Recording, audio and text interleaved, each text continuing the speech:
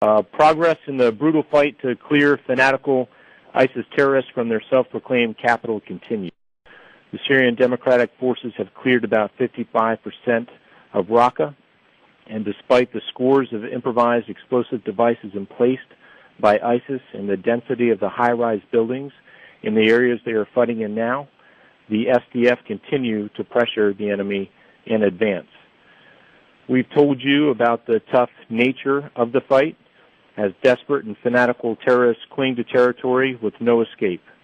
They have had time to prepare for the end, and their plan is to make those fighting them to bleed for every inch of Raqqa. ISIS has had time to rig up thousands of fiendishly clever explosives and to dig extensive tunnels throughout the city. They are using these tunnels and improvised explosive devices to attack advancing SDF fighters, as well as non-combatants trying to flee their homes.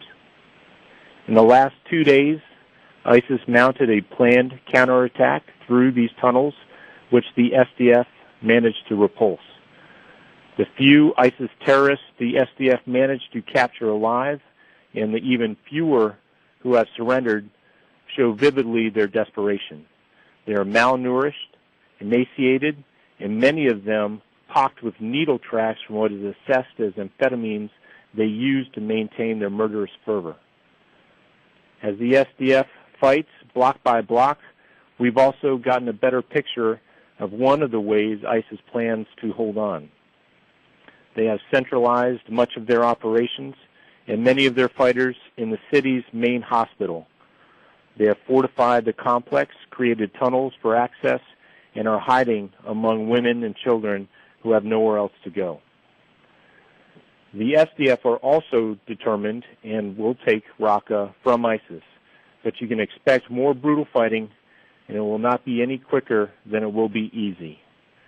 The coalition has continued to support the SDF by conducting more than 200 strikes this week alone, destroying more than 180 ISIS fighting positions, car bombs, and other various improvised explosive devices.